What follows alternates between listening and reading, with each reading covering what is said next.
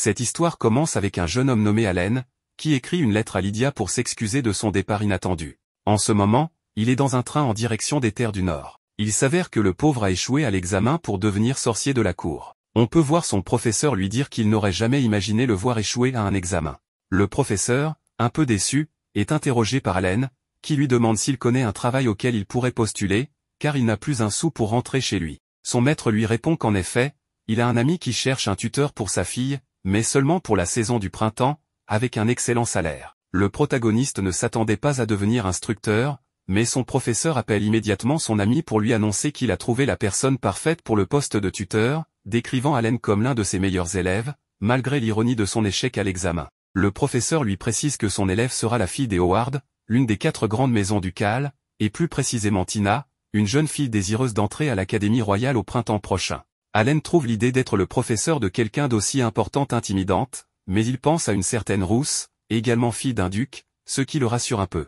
Et, au fait, le professeur avait déjà préparé le billet de train, ce qui laisse penser que le vieux avait tout prévu. Nous revenons au présent. Allen se demande quelles aventures l'attendent. À son arrivée, un homme nommé Graham, le majordome en chef de la famille Howard, l'accueille, accompagné d'Ellie, une apprentie servante. Ils doivent se rendre à la maison dans une voiture étroite. La première idée de Graham est de demander à Allen de prendre Ellie sur ses genoux, ce qui est évidemment très gênant.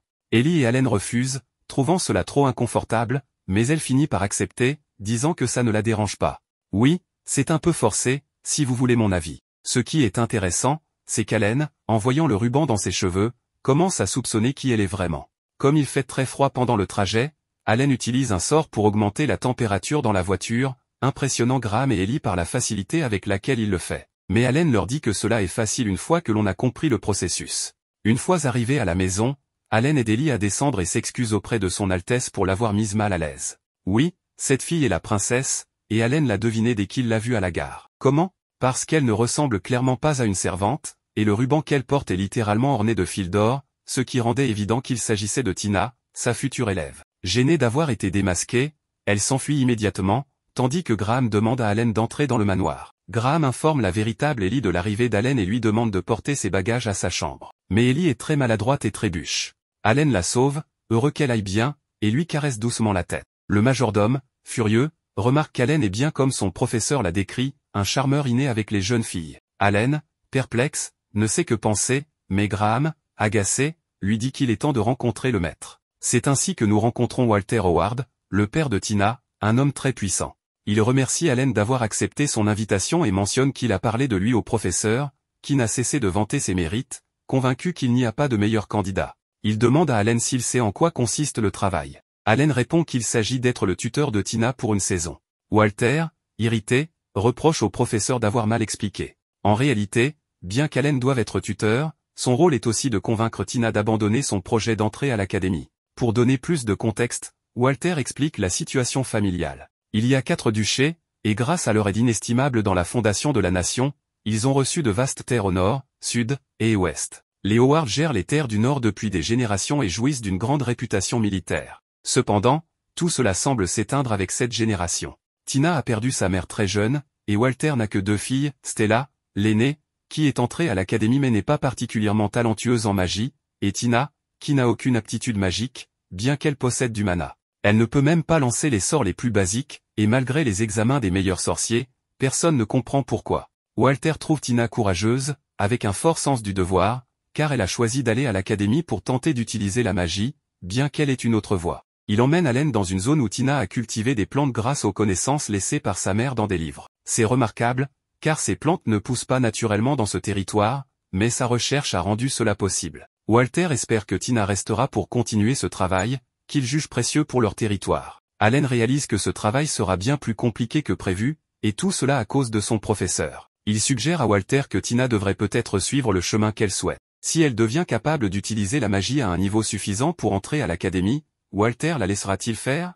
Walter répond que, si elle y parvient, il serait juste de la laisser y aller et promet à Allen de lui donner son autorisation.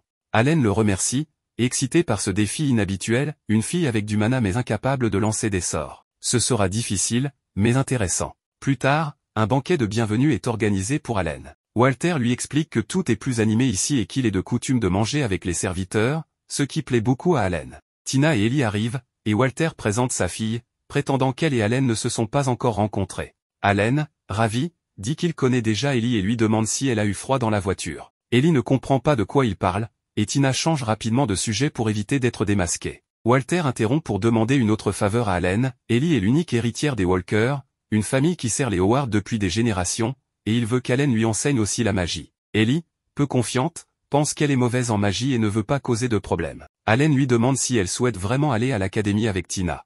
Elle répond qu'elle adorerait, car elle aime beaucoup mademoiselle Tina. Allen la félicite et lui caresse la tête, ce qui déstabilise les deux filles. Ellie demande à Allen de la tutoyer et d'abandonner les formalités, ce que Tina et Walter approuvent. Soudain, un petit chat noir arrive, c'est Anko, le familier du professeur qui a recommandé Allen. Plus tard, Allen se rend dans la serre et entre dans une pièce où se trouve Tina. Il la taquine en l'appelant d'Altesse, ce qui l'agace, car ils avaient convenu d'abandonner ces formalités. Elle lui interdit aussi de mentir et se dit prête à entendre des vérités douloureuses.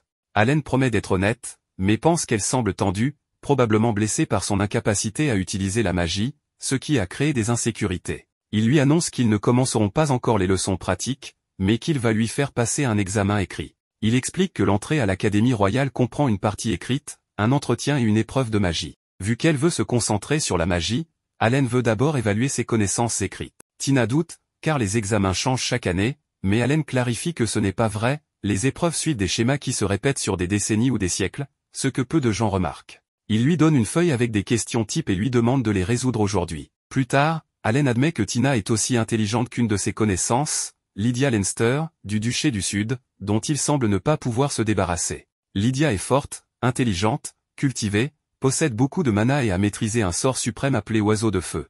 Allen mentionne cela car Tina semble être à son niveau en termes de connaissances.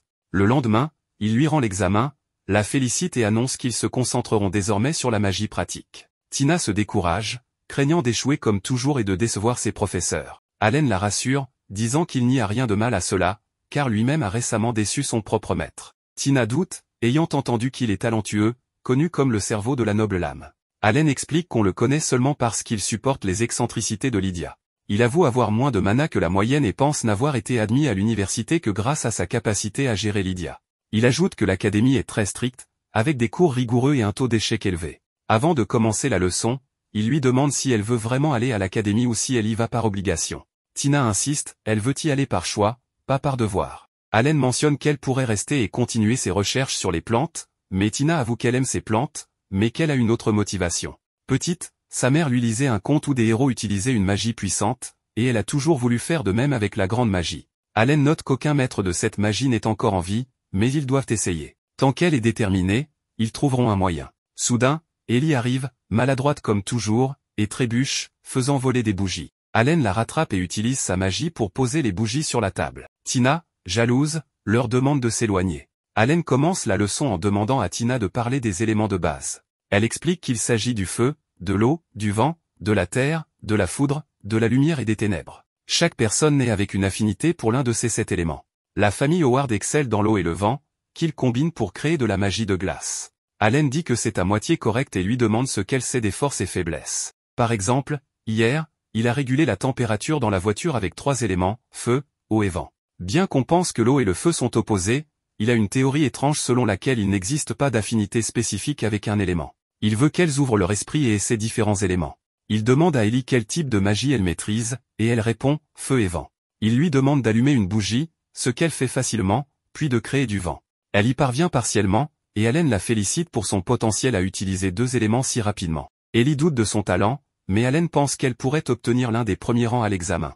Autour de Tina, Allen perçoit son flux de mana, notant que sa concentration et son exécution sont impeccables, mais elle échoue à nouveau à activer un sort. Il trouve cela incroyable et pense qu'il faut découvrir pourquoi sa magie ne s'active pas. Il l'encourage, disant qu'avec assez de pratique, elle y arrivera. Il allume les bougies de différentes manières et couleurs, lui rappelant qu'on le considérait sans talent, et pourtant, il y est parvenu. Pendant ce temps, Lydia reçoit la lettre d'Allen et apprend où il se trouve. Furieuse, elle ne compte pas lui pardonner.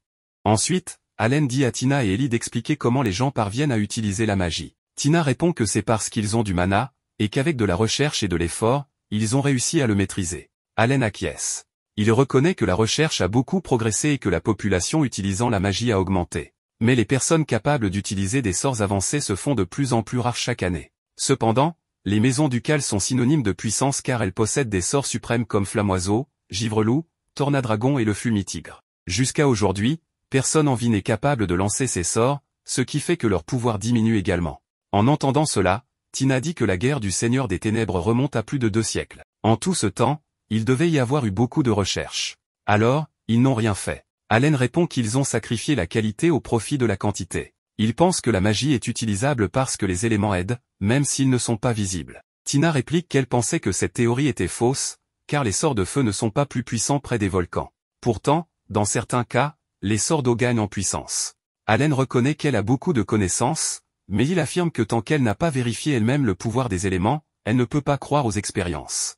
Il pense que l'influence des éléments sur les élémentalistes est faible. De nos jours, la plupart des formules de sorts sont conçues pour utiliser un seul élément, c'est pourquoi il essaie d'améliorer sa formule en y ajoutant un espace vide. Il veut que Tina et Ellie essaient aussi. Il se tourne vers Ellie et lui dit qu'elle a déjà lancé des sorts de feu et de vent, donc elle devrait essayer un autre type de magie. Ellie tente mais échoue dès la première tentative. Elle s'excuse et se traite de perdante. Allen la rassure, lui demande de se détendre et de réessayer calmement. Ellie réessaie et parvient cette fois à utiliser légèrement l'élément eau. Allen la félicite. Puis il se tourne vers Tina pour qu'elle essaie à son tour. Tina tente, mais comme d'habitude, son sort ne s'active pas et elle se sent déçue. Allen l'encourage à réessayer encore une fois. Elle réessaie, sans succès, ce qui la rend encore plus triste. Plus tard dans la nuit, Allen entre dans la bibliothèque de la maison. Il est surpris de voir autant de livres. Il est venu chercher des réponses pour comprendre pourquoi Tina ne parvient pas à utiliser la magie. Il se dit que Tina a du mana, mais quelque chose l'en empêche. Alors qu'il lit, il voit quelqu'un ouvrir la porte et se cache. C'est Tina, accompagnée de sa servante. Celle-ci lui dit qu'il est tard et qu'elle devrait aller dormir. Tina l'ignore et cherche un livre. Elle le trouve et commence à le lire. La servante lui dit qu'elle ressemble à sa mère qui aimait aussi lire. Tina répond qu'elle ne peut pas utiliser la magie, contrairement à sa mère. La servante la console et lui demande comment est son nouveau professeur. Tina répond qu'il est un peu strict mais très gentil. Elle se souvient qu'Allen lui a donné son écharpe quand elle avait froid. La servante est ravie et dit qu'elle va fermer la pièce pendant que Tina part. On découvre alors que la servante savait qu'Allen était là. Elle lui demande de sortir. Allen obéit et la servante se présente comme Shelley Walker, la gouvernante de la maison. Elle lui explique que Tina est brillante et travaille dur, mais que tous ses anciens professeurs l'ont abandonnée parce qu'elle n'a pas de capacité magique. Tina en souffre beaucoup. Elle pleure en cachette, mais elle n'a jamais renoncé à l'idée d'aller à l'Académie royale. Quand elle a appris qu'Allen venait, elle était heureuse car elle savait qu'il avait entraîné Lydia. Tina admire Allen et Lady Lydia. Shelley lui demande de l'aider. Allen lui assure qu'il est là pour ça. Shelley est soulagée. Puis Allen lui fait aussi une requête. Le lendemain, Tina est en colère contre Ellie et Allen. Elle leur demande pourquoi ils sont sortis tôt le matin.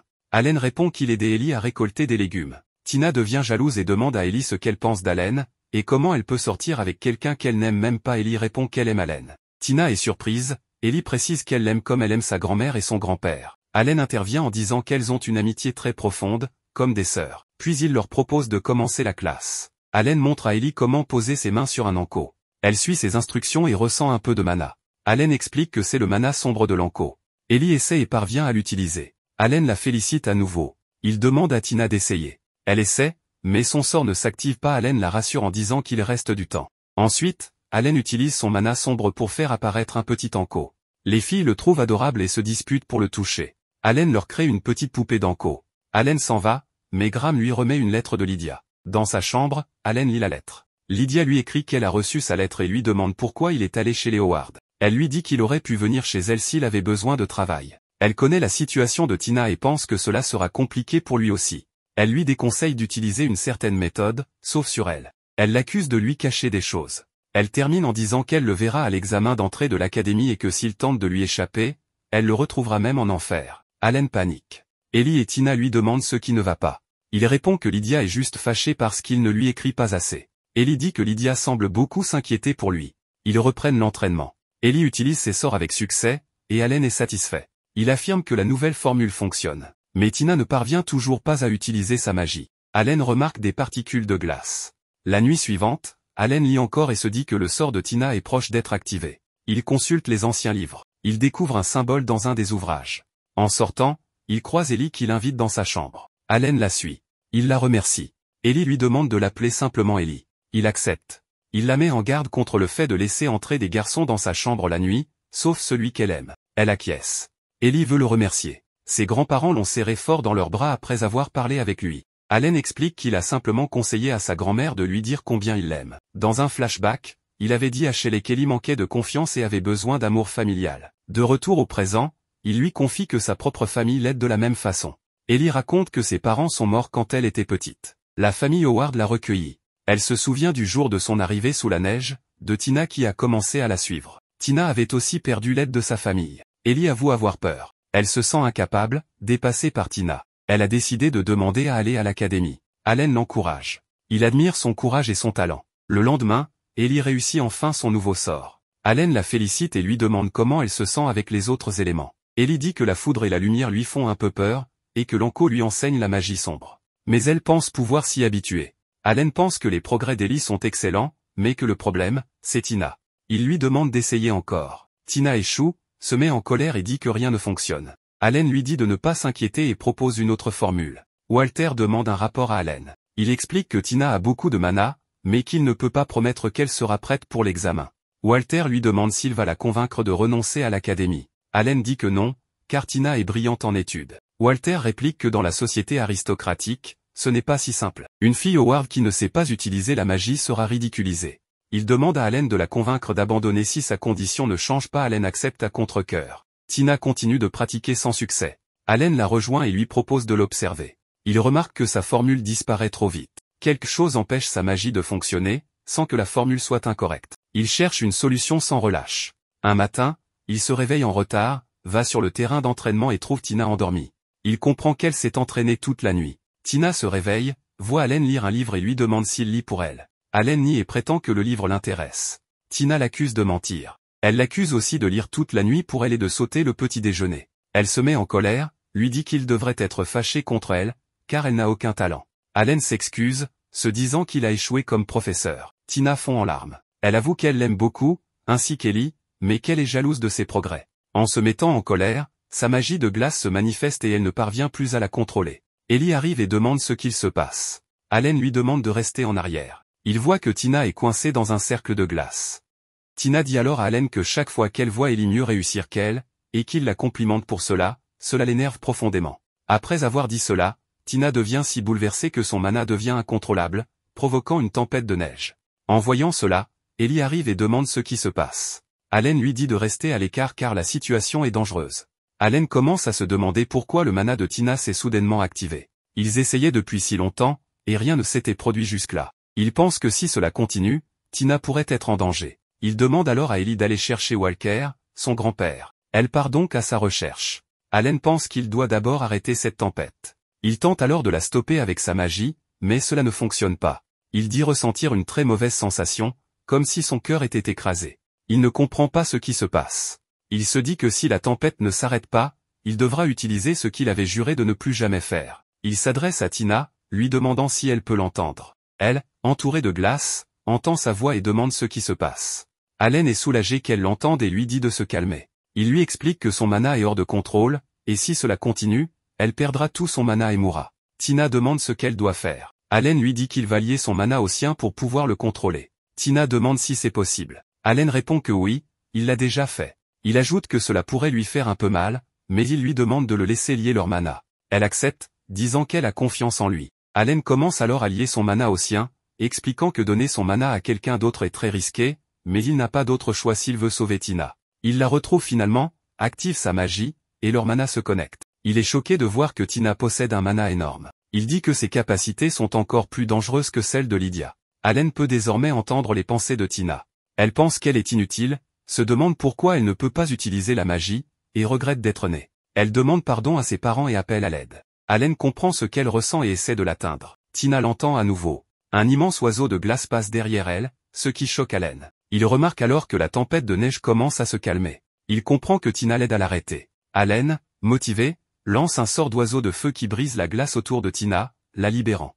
Heureux, il la serre dans ses bras. Puis, il revoit l'oiseau s'envoler en disant « J'ai enfin trouvé la clé ». Ensuite, l'oiseau disparaît. Allen demande à Tina si elle a entendu cette voix ou vu quelque chose. Elle dit non, qu'elle n'a entendu que sa voix à lui, et que se lier à lui était une sensation très agréable. Elle le remercie de l'avoir sauvé. Allen se réjouit qu'elle soit saine et sauve et propose d'aller chercher Ellie. Il s'apprête à partir, mais Tina le retient et lui demande de rester comme ça un moment, disant qu'il est son professeur, pour l'instant. Allen accepte, et ils passent du temps ensemble. Mais Ellie arrive avec son grand-père, interrompant leur moment. En voyant Tina en sécurité, Ellie la prend dans ses bras, heureuse. Allen se souvient alors que Lydia lui avait dit de ne laisser personne d'autre s'approcher de lui. Il pense qu'il va devoir inventer une excuse. Mais il s'évanouit, et Graham le rattrape. Dans la scène suivante, il le ramène au lit. Ellie et Tina lui demandent s'il va bien.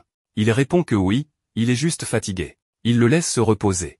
Ellie va chercher du thé médical. Tina demande à Allen s'il est fatigué à cause du lien de mana. Il dit que oui, mais qu'elle ne doit pas s'inquiéter, il ira vite mieux.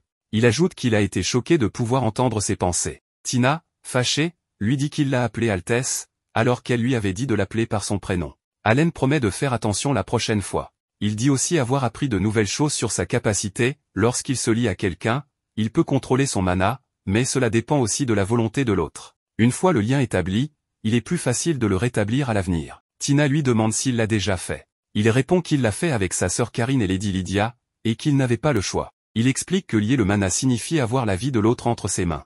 C'est donc une capacité dangereuse à utiliser avec précaution.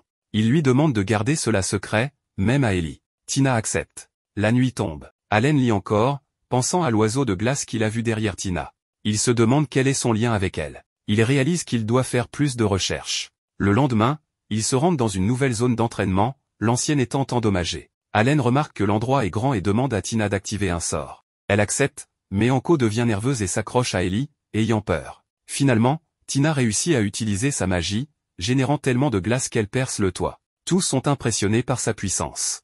Allen pense que peut-être l'oiseau l'empêchait d'utiliser sa magie, et que maintenant, grâce au lien de mana, elle peut utiliser ses commandes magiques. Il la félicite et lui dit qu'elle doit apprendre à mieux contrôler sa puissance. Tina le serre dans ses bras, ravie de réussir enfin. Allen dit qu'il est fier d'elle et qu'elle mérite les fruits de son travail. Ellie vient aussi féliciter Tina, émue. Allen dit à Tina qu'elle a encore besoin de pratique, mais qu'ensuite elle pourra entrer à l'académie. Il demande à Graham d'informer Walter, mais Graham lui répond qu'il est absent. Allen demande à être prévenu dès son retour. Ensuite, Allen écrit une lettre à son professeur pour tout lui raconter. Le professeur la reçoit le lendemain. Un autre élève lui demande s'il a reçu un message d'Allen. Le professeur dit oui, et ils lisent la lettre ensemble. Allen y explique que Tina peut enfin utiliser des sorts, mais ne les contrôle pas bien. Il demande des parchemins militaires de résistance à la glace, sinon il deviendra une statue de glace. Le professeur remarque que ce genre d'équipement est difficile à obtenir, mais il est impressionné par Allen. Ils conviennent qu'il a fait un travail remarquable. La nuit suivante,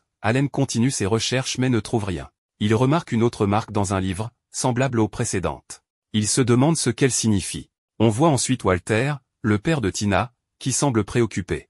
On ignore encore ce qu'il planifie. Le lendemain, Allen demande à Ellie d'essayer un peu de magie noire. Elle essaie, mais ne parvient pas à la maintenir. Allen lui dit de se concentrer, de penser à ce qu'elle ressent quand elle touche Anko. Elle répond qu'elle peut ressentir son mana. En réessayant, elle réussit mieux, ce qui pousse Allen à la féliciter. Il lui dit qu'elle y est arrivée. Il demande ensuite à Tina d'essayer, mais elle perd encore le contrôle, et sa glace détruit à nouveau le toit. Allen lui dit que son mana est toujours trop puissant et qu'elle doit encore se concentrer. Tina accepte, mais se plaint qu'il est plus doux avec Ellie qu'avec elle. Allen lui répond qu'elle détruit toujours le toit, alors a-t-elle vraiment besoin de gentillesse? Tina insiste que oui. Allen se rappelle alors Lydia, qui était pareille. Il remarque aussi qu'il n'a pas eu de lettre d'elle depuis longtemps. Tina et Ellie demandent à Allen à qui il pense. Elles lui disent de penser à elle et le retiennent. Graham devient jaloux et dit qu'Allen est populaire auprès des filles. Allen nie. Dans la scène suivante, Ellie utilise sa magie pour attaquer Graham. Il s'entraîne à combattre. Graham esquive avec un mouvement ultra instinctif façon Goku.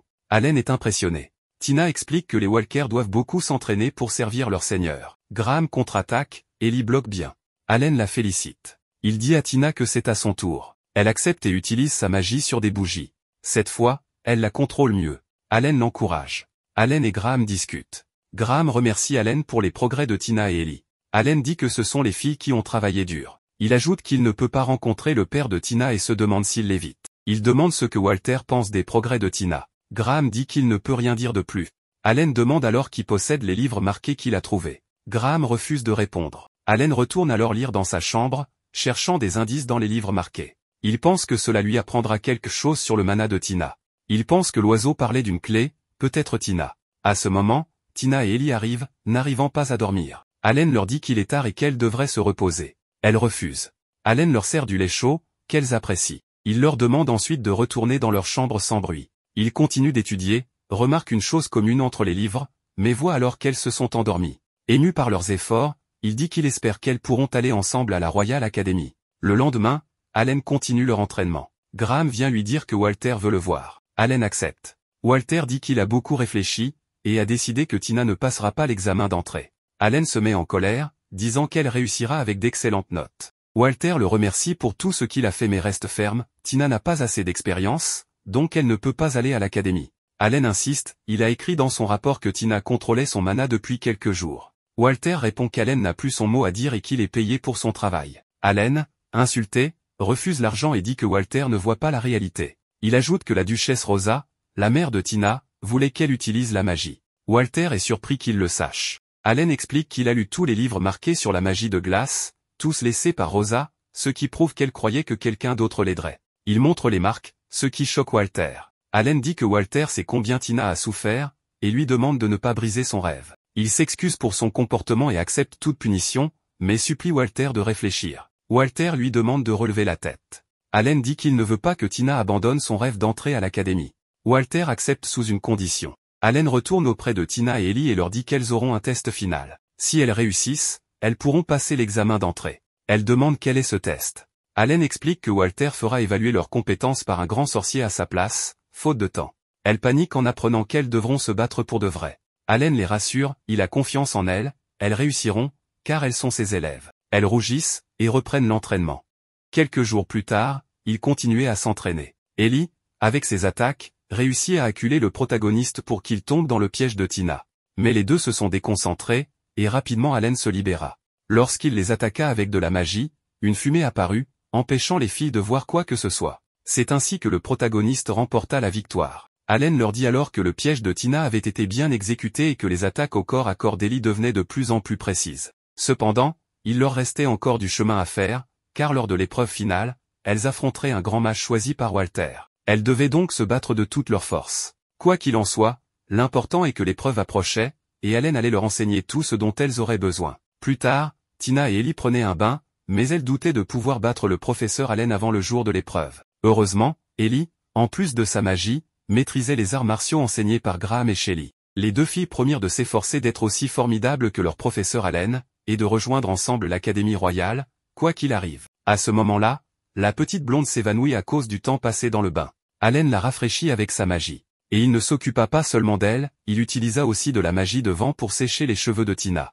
Le protagoniste mentionna qu'il avait l'habitude de sécher les cheveux de sa petite sœur de cette manière, et même si elle ne semblait pas l'être, elle était une fille bien. Sa sœur, parent, était déjà à l'académie. Donc, si Tina et Ellie réussissaient à y entrer, elle serait leur supérieure. Le lendemain, ils reprirent l'entraînement avec les mêmes règles, celui qui plaçait une attaque en premier gagnait. Le combat commença, et les filles étaient plus motivées que jamais. L'attaque d'Ellie était puissante, et celle de Tina aussi, car elle lança d'un coup plusieurs morceaux de glace.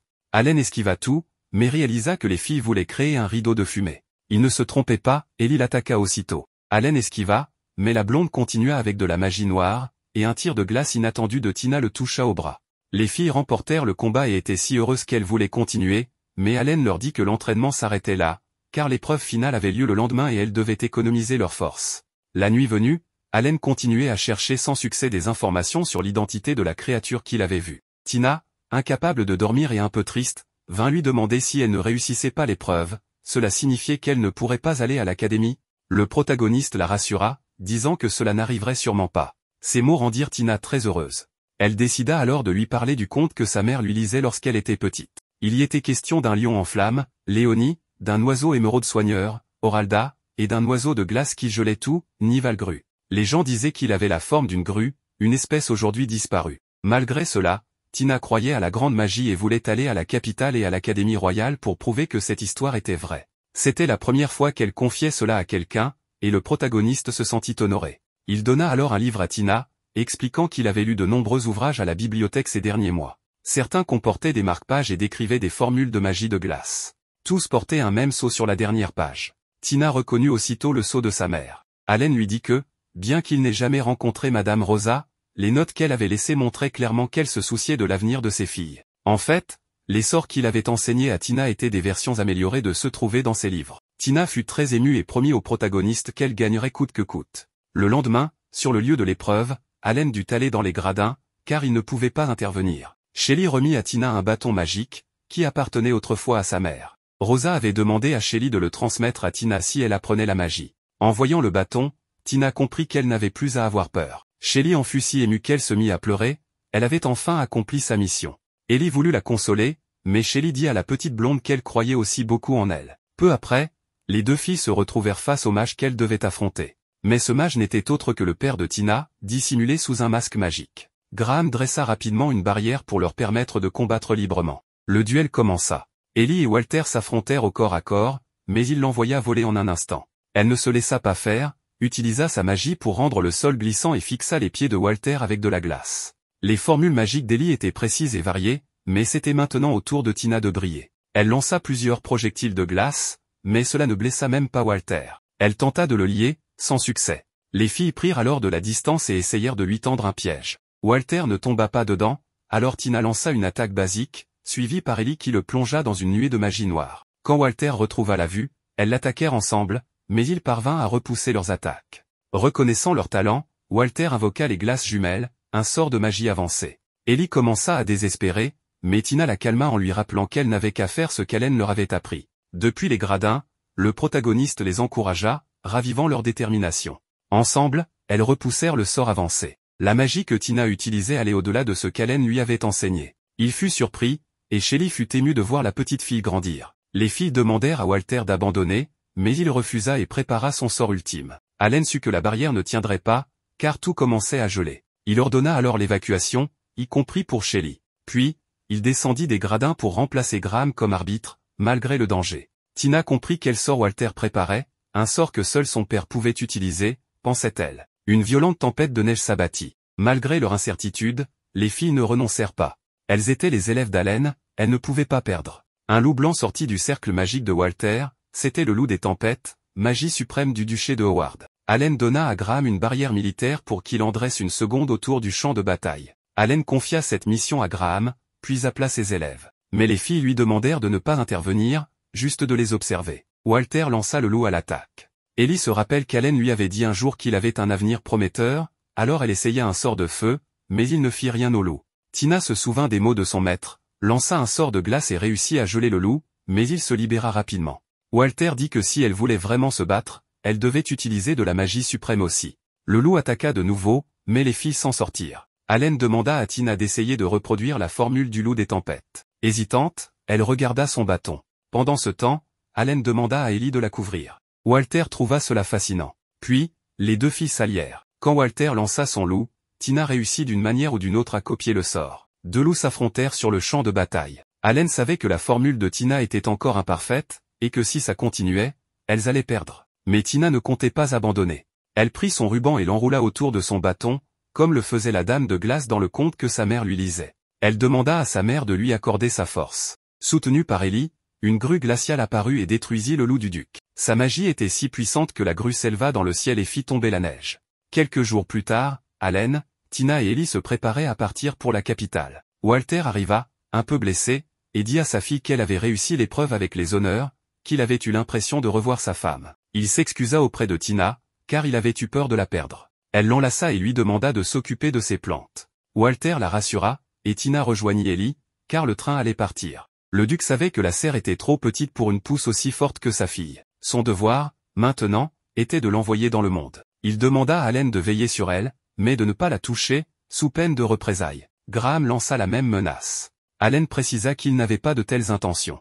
Et ainsi, les trois partirent pour la capitale. Malgré tout ce qui s'était passé, Hélène était heureux d'être devenu leur tuteur. Il écrivit à Lydia pour tout lui raconter.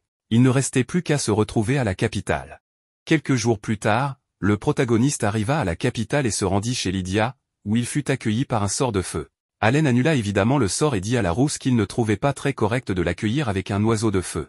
En réalité, Lydia était un peu fâchée parce que le protagoniste l'avait fait attendre. Pourtant, il n'était pas arrivé en retard, mais selon la rousse, Hélène devait arriver avant elle et l'attendre. Lydia dit au protagoniste que s'il osait encore dire une bêtise, elle le couperait en deux de toutes ses forces. Hélène préféra qu'elle ne fasse pas ça, car il était bien conscient qu'il ne pourrait pas battre la jeune femme à l'épée, ni aujourd'hui ni dans 1 million d'années. Il s'excusa donc auprès de la rousse pour avoir accepté le travail de tuteur sans la consulter, ainsi que pour le fait que, même s'il était arrivé à la capitale depuis plusieurs jours, il n'était venu la voir que maintenant, et aussi pour ne pas lui avoir dit qu'il avait échoué à l'examen pour devenir magicien de la cour. Comme Lydia avait reçu des excuses complètes, elle pardonna au protagoniste et, en l'enlaçant, lui dit qu'il lui avait beaucoup manqué. Donc, s'il devait repartir, il devrait l'emmener avec lui. Allen promit d'y penser, mais cela ne plut pas à Lydia, qui commença à le serrer encore plus fort et lui dit qu'il devait lui promettre de ne plus jamais repartir seul. C'est alors qu'Anna arriva et dit au protagoniste que la rousse avait mis une éternité à choisir une robe pour le voir. Allen avait apporté à Lydia une petite peluche et lui dit que la robe lui allait très bien.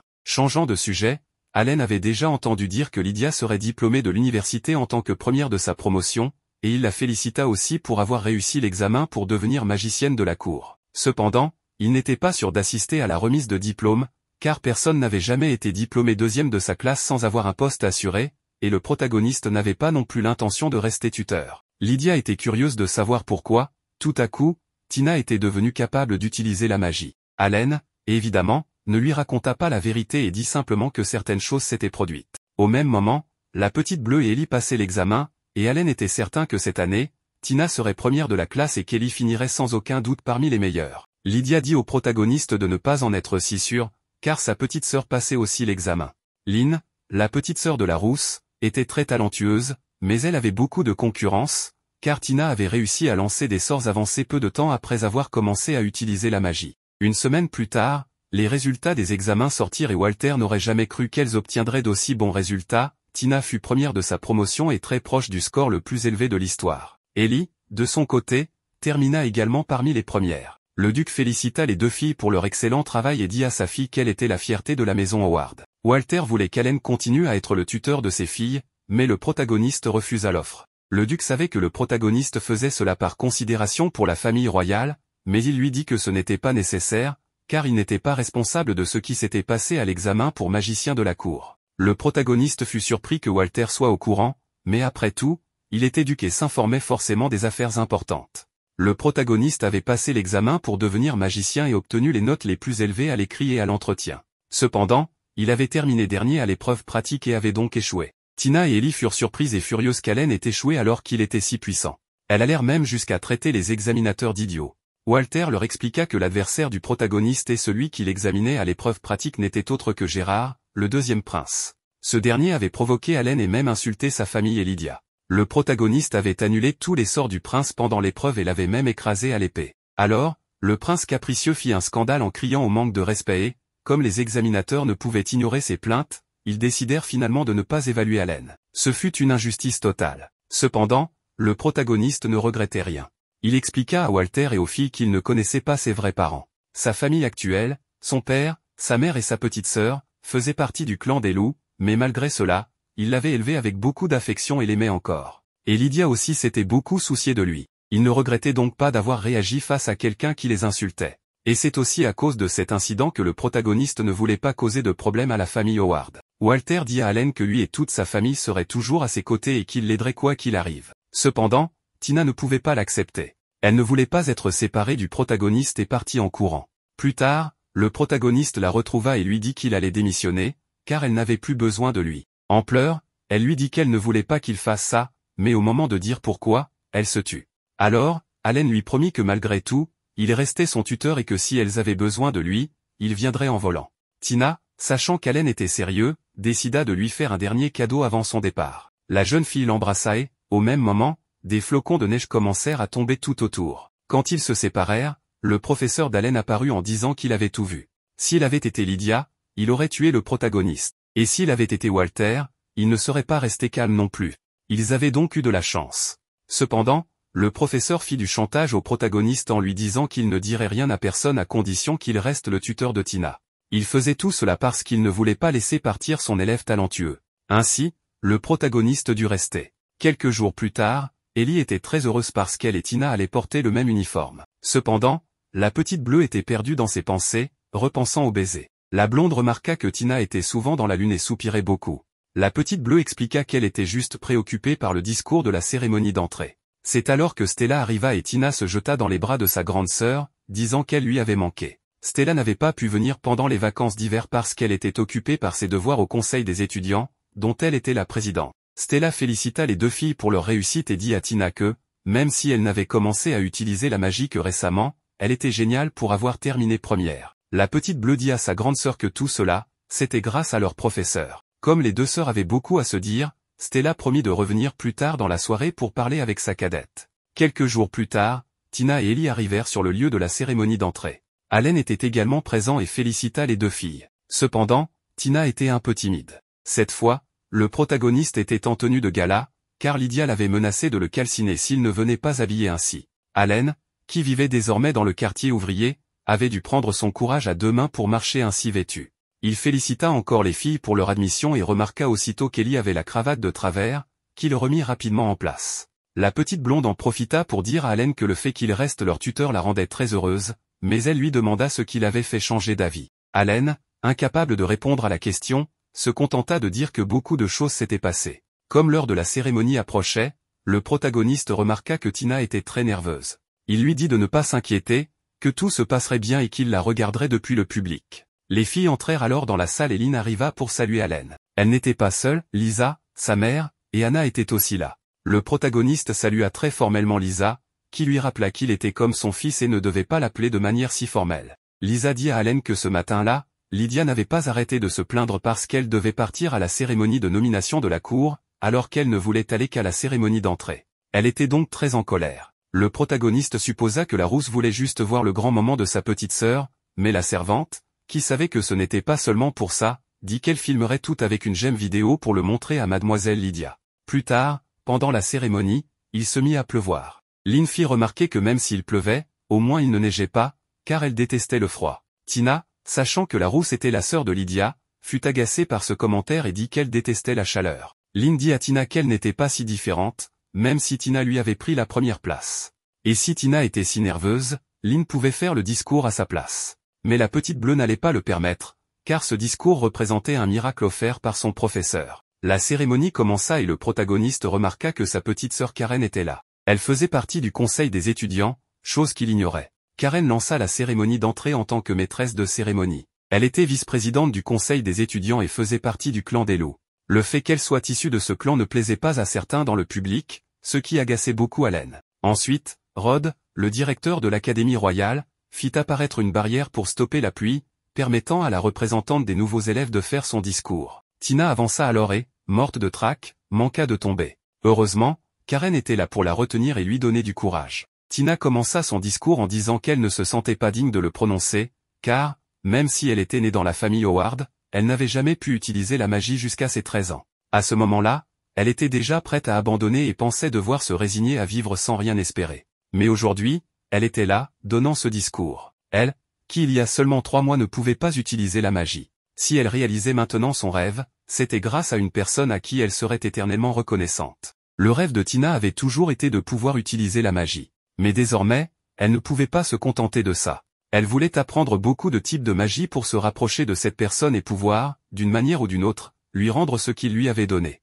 Tina se mit à rayonner en disant que, même si elle savait que l'avenir serait ardu et semé d'embûches, elle ne renoncerait pas, car maintenant, elle savait que les rêves pouvaient se réaliser, et qu'ils devaient tous s'efforcer ensemble. Elle termina son discours en charmant tout le monde. Ensuite, ce fut au tour de la présidente Stella, qui félicita les élèves pour leur admission à l'académie. Elle leur dit qu'ils pouvaient en être fiers, mais que l'admission n'était que la première étape, car le véritable chemin commençait maintenant. L'académie était très stricte, et seule la moitié des étudiants parvenaient à être diplômés en 3 ans. Mais, bien que ce soit un lieu exigeant, c'était aussi un endroit où les élèves pouvaient énormément grandir. Même Stella, en entrant, était proche des derniers rangs, mais maintenant elle était présidente du conseil des étudiants. Elle garantissait donc qu'en progressant chaque jour, de nouveaux chemins s'ouvriraient à eux.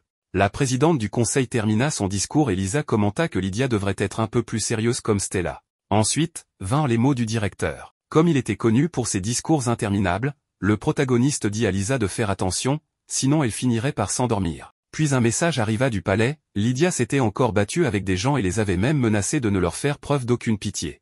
Rapidement, la rousse en termina avec la majorité d'entre eux et déclara qu'avec un tel niveau, il n'aurait même pas, en 1 million d'années, l'audace de mépriser Allen. Aussitôt, un autre garçon roux demanda à Lydia d'arrêter. Cependant, elle avait déjà en tête que sa prochaine cible serait Gérard. Ce blondinet lâche se cacha aussitôt derrière 2 autres pour se faire protéger. C'est alors que le protagoniste arriva, accompagné de Sa Majesté le Roi, qui demanda à Lydia d'expliquer la raison de ce conflit. La jeune femme répondit à sa majesté qu'elle ne pouvait pas le dire ici et qu'il savait bien pourquoi. Immédiatement, le petit prince idiot se mit à se plaindre à son papa, affirmant que tout avait commencé lorsque ses aimables amis avaient simplement donné un conseil à Lydia. Ses camarades lui avaient dit qu'elle devrait mieux choisir ses fréquentations. C'est alors que la rousse s'était montrée violente. Le roux déclara aussitôt au prince Gérard que ses agissements salissaient l'honneur de la garde royale. Cependant, le prince arrogant répondit à Richard qu'au lieu de le réprimander, il ferait mieux de réprimander sa sœur Lydia, car après tout, elle était tellement têtue qu'elle avait refusé ses fiançailles. Le blond idiot, imbu de lui-même,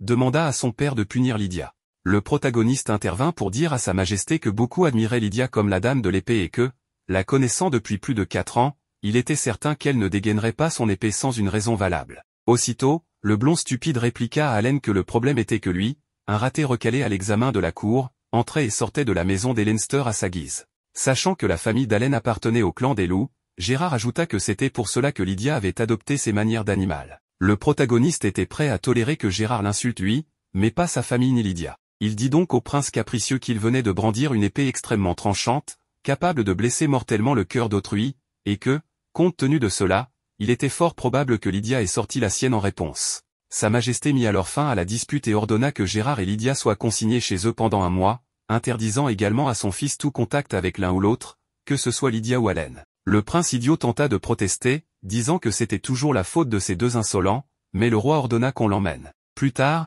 Haleine s'excusa auprès de Lydia d'avoir terni sa carrière impeccable. Mais la situation fut pire pour lui, car il lui fut interdit d'entrer au palais sans autorisation spéciale. Voyant que Lydia s'était fâchée à cause de lui, Haleine la remercia pour cela. Finalement, Gilles leur expliqua que tout, y compris l'arrivée du roi, faisait partie du plan du professeur. Heureusement, tout s'était bien terminé. Anna commenta alors qu'on n'aurait jamais cru que Richard, l'héritier des Lancet, n'ait rien pu faire par crainte de sa sœur. La cérémonie d'entrée étant terminée, Tina et Ellie remarquèrent que le protagoniste n'était pas là. Shelley leur raconta tout ce qui s'était passé et que, pour cette raison, il se trouvait maintenant à la demeure des Lancet. Les 2 filles aperçurent rapidement Haleine et montèrent discrètement dans son carrosse.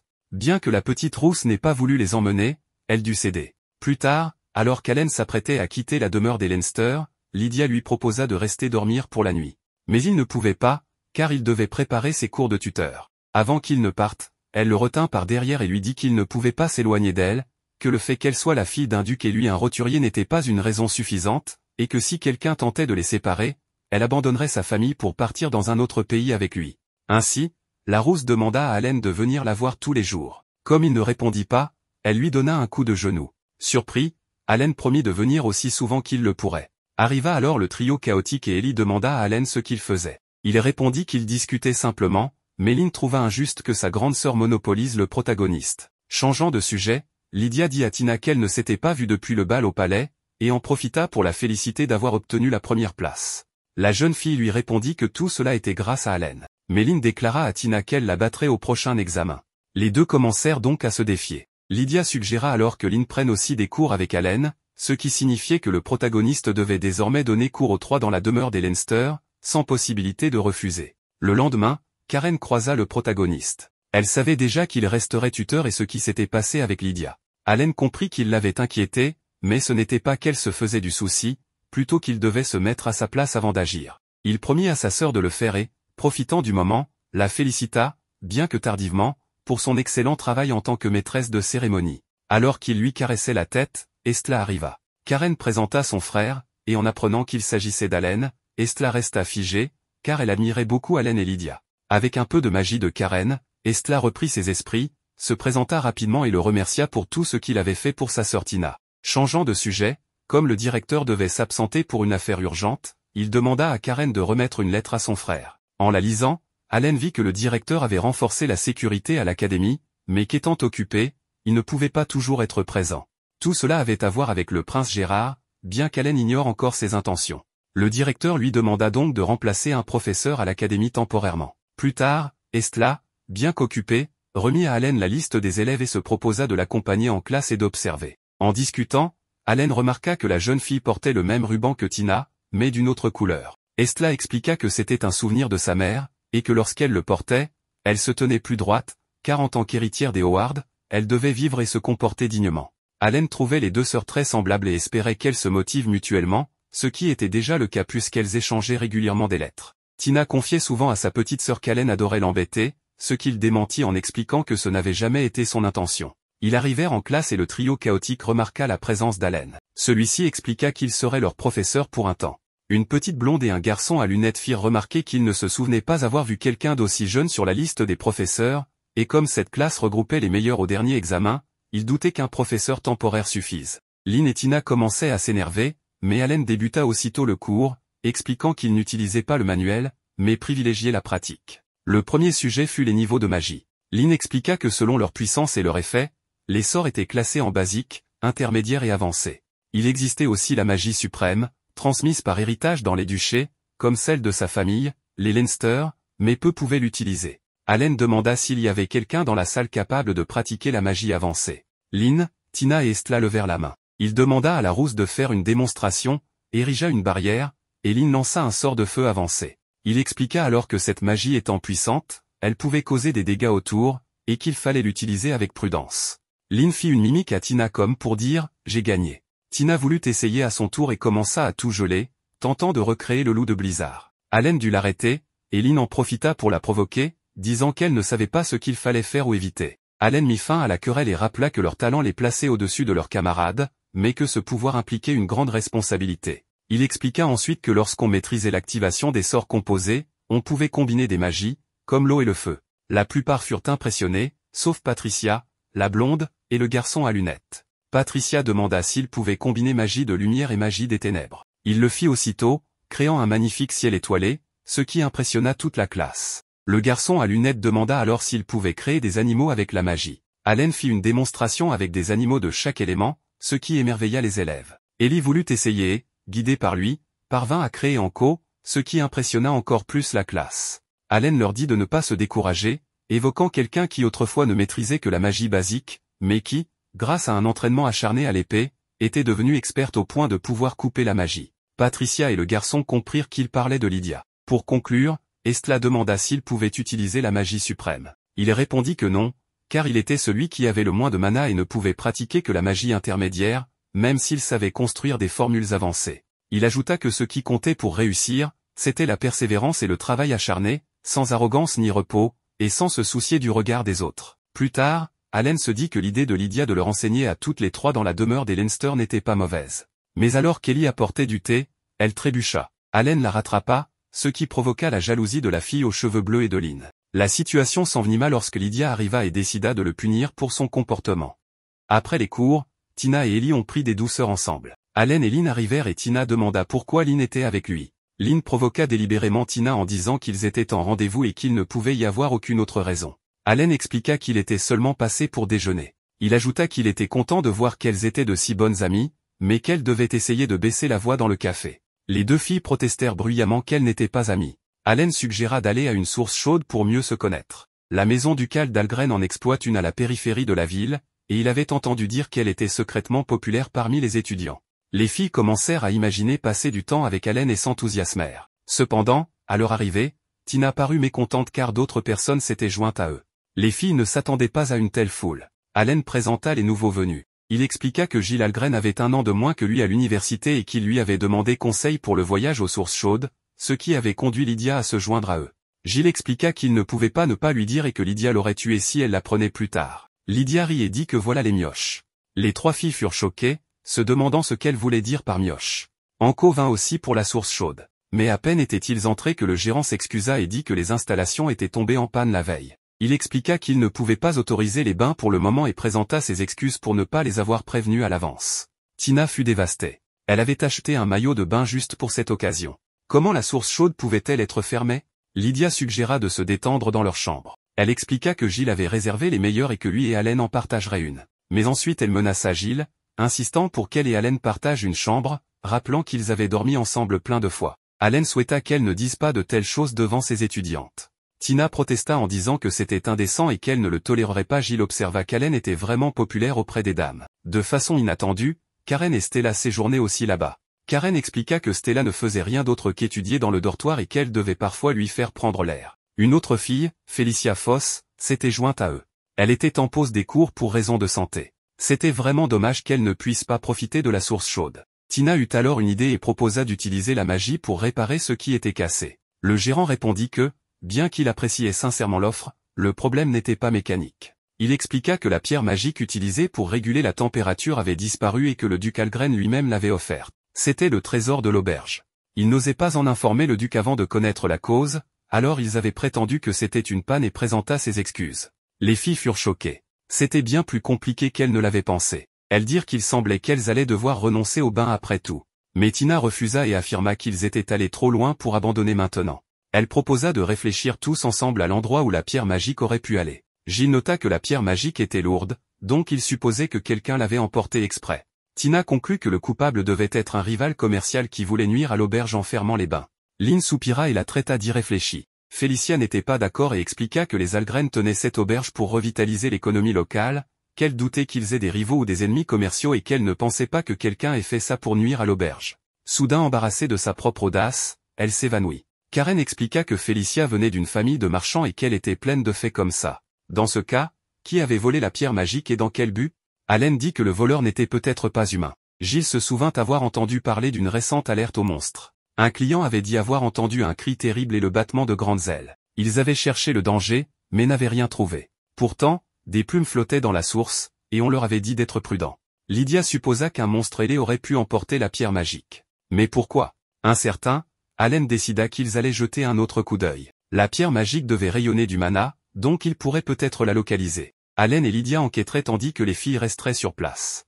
Voyant l'inquiétude de Tina, Karen la rassura en disant qu'aucun monstre ne serait à la hauteur d'Allen et de Lydia et qu'il les contacterait avec la magie du vent si quelque chose arrivait. Tina comprit pourquoi elle devait attendre, mais se sentit frustrée de ne rien faire. Ellie demanda à Karen si Allen et Lydia avaient toujours été en si bons termes. Karen répondit qu'elle avait entendu dire qu'ils étaient ensemble depuis les examens d'entrée à l'Académie royale et rappela que Lydia avait tranché les sorts avancés du directeur pendant l'épreuve. Ellie admira que Dame Lydia soit aussi impressionnante qu'on le disait. Méline ajouta qu'elle n'avait pas toujours été un prodige et expliqua que sa sœur avait travaillé 100 ou même 1000 fois plus que les autres. À une époque, elle ne savait faire que de la magie élémentaire. Rencontrer Allen avait tout changé. Pour elle, il était l'espoir, il était tout. Ils étaient inséparables. Pendant ce temps, Allen sentit des traces de mana. Voyant l'expression de Lydia, il demanda ce qui la contrariait. Lydia le plaqua contre un arbre et exigea qu'il réponde. Elle demanda s'il avait lié son mana avec quelqu'un d'autre et menaça de le trancher, de le brûler et de découper ce qu'il resterait s'il l'avait fait plus profondément qu'avec elle. Allen l'assura que ce n'était rien de tel. Lydia demanda alors pourquoi Tina n'avait pas pu utiliser la magie auparavant. Allen expliqua que quelque chose en elle empêchait ses sorts de s'activer. Il n'avait pas trouvé la réponse, alors il avait demandé de l'aide au professeur et au directeur. Ils approchèrent bientôt de la tanière du monstre. Allen envoya un signal de vent à Karen, lui demandant d'amener les filles. Il soupçonnait que la pierre magique était à l'intérieur. En entrant, ils la trouvèrent avec 3 oisillons, des oisillons de griffons.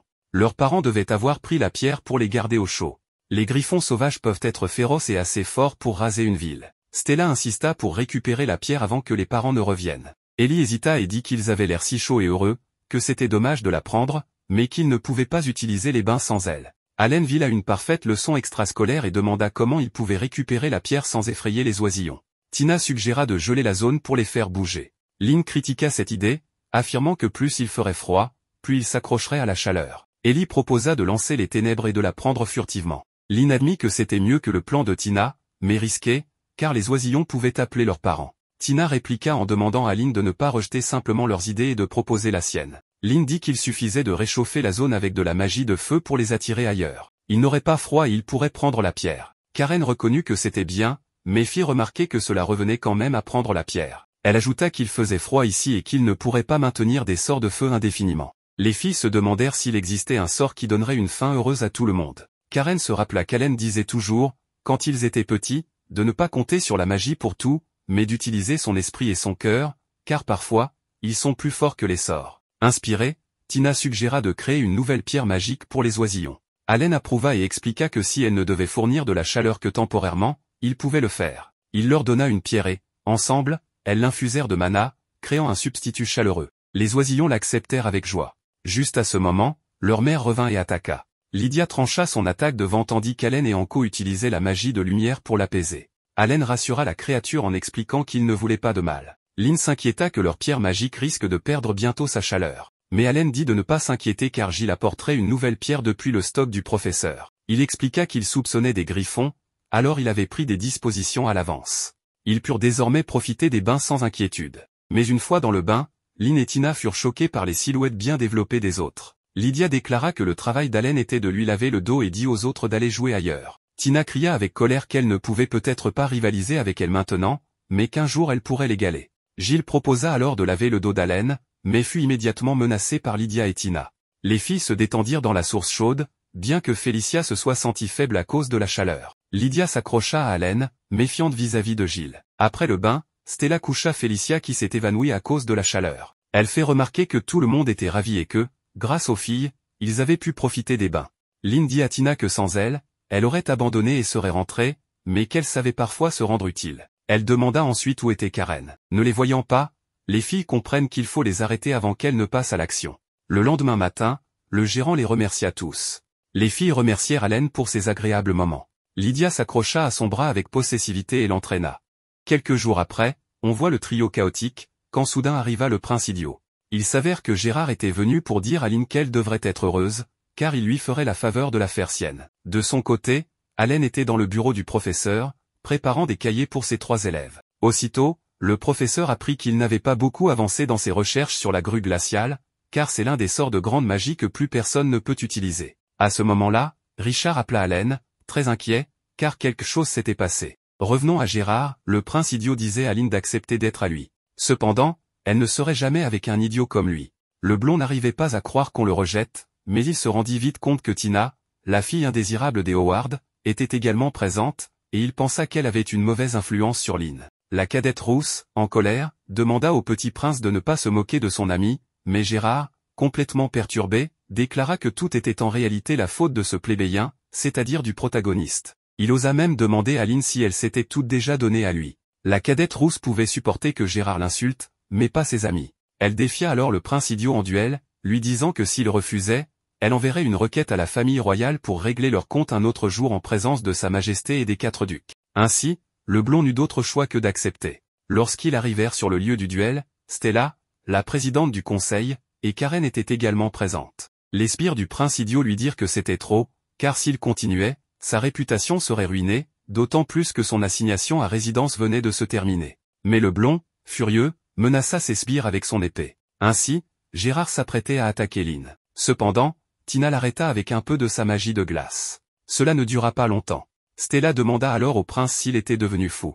Mais ce maudit lui ordonna de se taire, la traitant d'échec car elle n'avait aucune chance d'apprendre la magie suprême. C'est alors que le protagoniste arriva et remarqua que Gérard portait une épée quelque peu dangereuse.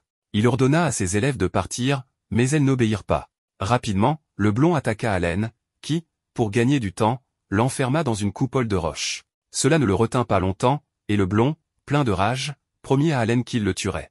Mais le protagoniste fit exploser Gérard avec de la magie noire, et les 3 filles en profitèrent pour lancer des attaques combinées. Stella réalisa alors que même sa petite sœur pouvait utiliser la magie suprême. Cependant, cela ne suffit pas, car Gérard commençait à ressembler de plus en plus à un monstre et voulait tuer tout le monde sur place. Il attaqua Lynn, puis Allen, mais Lydia arriva et, d'un coup de pied, l'envoya valser. Aussitôt, la rousse aînée demanda au protagoniste d'attaquer Gérard sérieusement. Allen n'avait pas le choix, car quelqu'un devait témoigner avant d'agir. De plus, il savait que Lydia viendrait. La rousse aînée apprécia d'entendre cela, car ils seraient toujours côte à côte, comme il se doit. Bref, Gérard était désormais à moitié monstre à cause de cette épée, mais comme Lydia ne pouvait pas simplement le couper en 2 à cause d'Allen, elle décida de le calciner. Cela ne lui fit pas beaucoup de mal. Alors, le protagoniste et la rousse firent ce qu'ils faisaient toujours, elle allait le trancher pendant qu'Allen la couvrait. Ils se lancèrent à l'attaque, et bien que le prince monstre se défendit bien, Lydia, avec une explosion, l'envoya voler.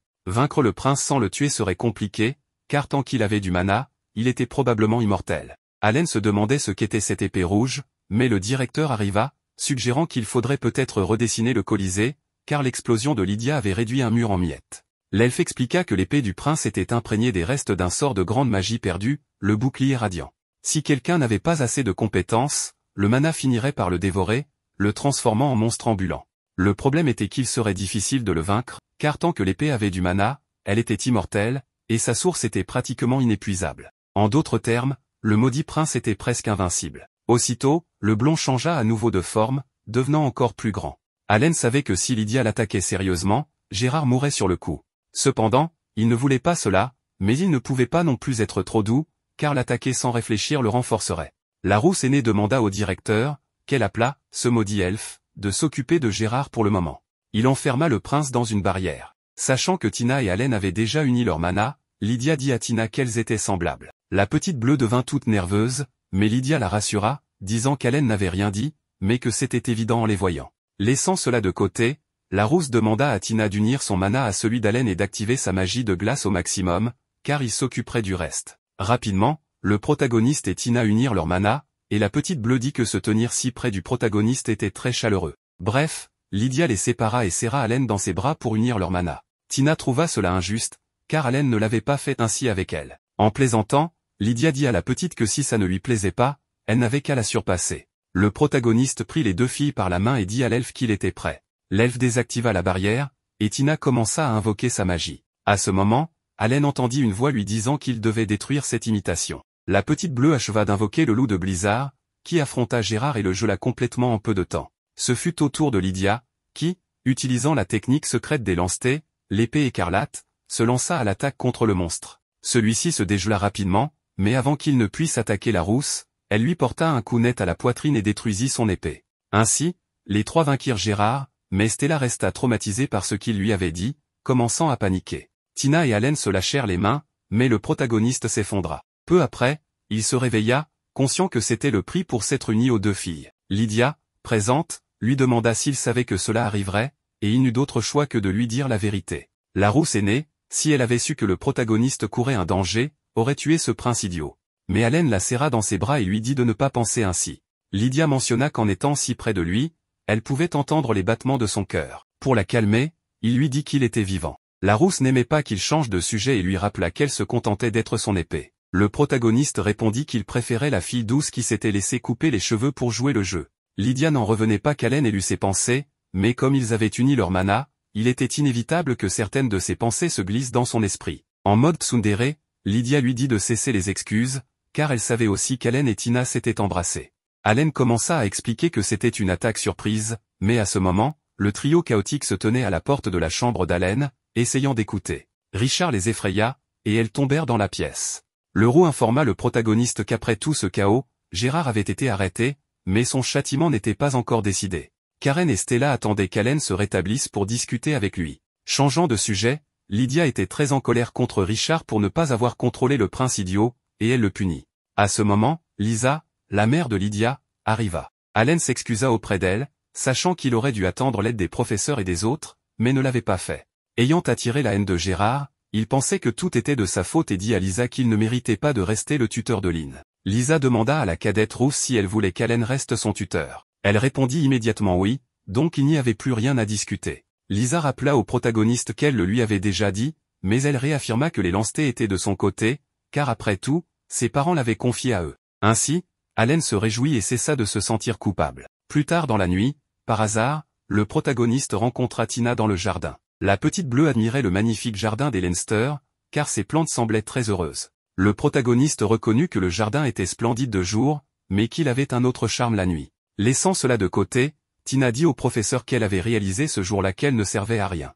Allen répondit que ce n'était pas vrai, car sa magie s'était nettement améliorée. Mais elle ne parlait pas de cela, elle avait compris qu'avec son niveau actuel, elle ne pouvait pas se tenir aux côtés du protagoniste. La seule digne de se tenir à ses côtés était Lydia. Alors que les trois filles laissaient Allen les guider, seule Lydia était digne de se tenir à ses côtés en cas de problème. Le protagoniste dit à la petite Tina qu'elle ne devait pas se traiter ainsi, car Lydia était la dame de l'épée, la fierté du pays. De plus, elle n'avait pas toujours été forte et avait dû progresser pas à pas. Aussitôt, la petite bleue promit à Allen qu'elle ne resterait pas une enfant pour toujours et qu'un jour, elle serait capable de se tenir à ses côtés. Elle le jura sur sa défunte mère, sur le ruban et le sceptre qu'elle lui avait laissé, et demanda au protagoniste de continuer à l'observer. Il répondit qu'il attendrait cela avec impatience. Mais comme il faisait très froid, il devait rentrer. Quelques jours plus tard, Karen, inquiète, raconta à son frère que le jour où ils avaient combattu le prince Gérard, Stella s'était évanouie juste après la bataille. La louve savait qu'elle allait bien physiquement, mais émotionnellement, Stella était détruite. Depuis qu'elle avait vu Tina et les autres utiliser la magie suprême, elle était très déprimée. L'aînée aux cheveux bleus est très responsable, et malgré tous ses efforts, elle n'arrive toujours pas à utiliser la magie suprême. Stella est forte, mais cela reste une source d'inquiétude pour Karen. Le protagoniste demanda alors à sa petite sœur de l'avertir si quelque chose arrivait. Peu après, le directeur informa le héros que le prince Gérard avait été placé en résidence surveillée pour une durée indéfinie et qu'aucun des combattants ne serait puni. En laissant ce sujet de côté, Allen comprit que la voix entendue pendant le combat était celle de la grue glaciale, l'un des sortilèges perdus de la grande magie. L'elfe, bien qu'il n'ait pas pu entendre la voix, affirma que ce n'était pas un être maléfique. Toutefois, il se demandait encore ce que signifiait le terme imitation. À ce moment, Stella arriva dans le bureau du directeur, Félicia allait enfin réintégrer les cours. Comme elle était rétablie, la présidente pensait qu'elle n'aurait pas de problème à reprendre une vie scolaire normale. L'aîné bleu et la louve l'aideraient à rattraper ses jours d'absence. Après ces paroles, Stella s'en alla. L'elfe fit alors remarquer qu'elle avait accompli un excellent travail en tant que présidente du conseil, même si, à l'origine, c'est la louve, sœur d'Allen, qui aurait dû occuper ce poste. Mais les préjugés l'en avaient empêché. Le protagoniste savait toutefois que sa petite sœur était heureuse d'être vice-présidente et d'aider Stella, car l'aîné bleu travaillait énormément et les élèves lui faisaient confiance. Ironiquement, depuis sa naissance, Stella n'avait jamais eu confiance en elle. Son propre père s'était opposé à ce qu'elle entre à l'académie. Bien que les Howard aient aidé la nation durant des générations grâce à la magie suprême, le duc avait dit à sa fille aînée qu'elle n'avait aucune chance de l'utiliser, chacun né avec une certaine quantité de mana, et Stella n'en avait pas assez. De son côté, Tina possédait une énorme quantité de mana mais était incapable d'utiliser même la magie de base. Résigné, il pensait que la magie suprême de sa lignée s'éteindrait avec lui. Il avait donc envisagé que le duché suive une autre voie. Mais Stella refusa. Elle promit qu'elle irait à l'Académie royale puis à l'université, convaincue d'avoir le talent nécessaire pour devenir la future duchesse Howard. L'aîné bleu choisit de croire en elle, tout comme sa mère, et c'est pourquoi elle travailla dur jusqu'à devenir présidente du conseil. Cela la soutint, du moins jusqu'à l'arrivée de sa sœur Tina. Peu après, on vit le trio, la louve et Stella célébrer le retour de Félicia. Ayant appris que Tina avait vaincu le prince Gérard grâce à la magie suprême, Félicia dit à la cadette bleue qu'elle était impressionnante. Tina répondit que tout cela avait été possible grâce à Lydia et à Allen. Mais Stella dit à sa sœur d'accepter le compliment, car elle était fière qu'elle ait appris si vite la magie suprême. Tina fut comblée par les félicitations de son aînée. Cela lui rappela leur mère, et elle dit qu'elle devait sûrement être très heureuse au ciel. La fête de bienvenue s'acheva plus tard. Karen, voulant prolonger la célébration, proposa à Stella de continuer dans leur chambre, puisqu'elle n'avait pas eu le temps de bien discuter dernièrement. Mais l'aîné bleu refusa, elle devait d'abord régler une affaire. La louve craignit que Stella ne s'épuise jusqu'à s'évanouir de nouveau, mais celle-ci lui expliqua que l'autre jour, elle s'était simplement effondrée de soulagement une fois le combat terminé. En se rendant à la salle du conseil, Stella eut une vision d'elle-même lui disant que ce n'était qu'un mensonge. En réalité, elle s'était évanouie de jalousie et de désespoir. Tina, qui autrefois ne maîtrisait pas la magie de base, contrôlait désormais la magie suprême à volonté. De plus, Ellie et Tina avaient combattu à égalité avec Gérard. Elle s'était sentie si pathétique qu'elle n'avait pas osé participer, même si Gérard lui avait lancé des mots cruels. Au début, elle avait ressenti la même chose face au talent de Karen, de l'envie et de la désolation. C'est ce qui l'avait poussée à travailler si dur pour la rattraper, sans jamais réussir. Elle pensait même que Karen lui avait cédé le poste de présidente. Puis, elle vit une vision de Tina lui demandant ce qu'elle ressentait maintenant que l'enfant indésirable des Howard, sa petite sœur, l'avait surpassée. Stella éclata en larmes, sachant que Tina ne lui dirait jamais une telle chose. Elle était réellement heureuse que sa sœur maîtrise enfin la magie, mais désormais, elle l'enviait. La nuit, Stella se réveilla, tout n'avait été qu'un cauchemar. Le lendemain, Allen aidait les Howard et les Leinster dans leurs affaires. Pour Gilles, le protagoniste ressemblait à un bourreau de travail, car il cumulait ce rôle avec celui de professeur temporaire, de tuteur particulier, et accompagnait aussi la chef Lydia. Mais Allen savait avec qui négocier ou non. Pour que Gilles cesse de l'embêter, il lui demanda pourquoi il ne se moquait pas de Lydia. Gilles répondit qu'il ne le faisait pas car provoquer la chef équivalait à risquer sa vie. Allen avait tout enregistré avec une gemme vidéo et menaça de montrer la conversation à Lydia. Puis il partit donner cours. Gilles lui conseilla de se reposer, mais Allen préférait voir les progrès du trio chaotique, ce qui le rendait heureux. Gilles lui fit remarquer que, depuis les événements récents, son nom circulait à l'intérieur comme à l'extérieur du pays. Les plus conservateurs le considéraient comme un ennemi, l'appelant oiseau de mauvais augure. Il le supplia donc de se protéger. Pendant ce temps, Stella se mit à s'obséder, il lui suffisait de se forcer un peu plus.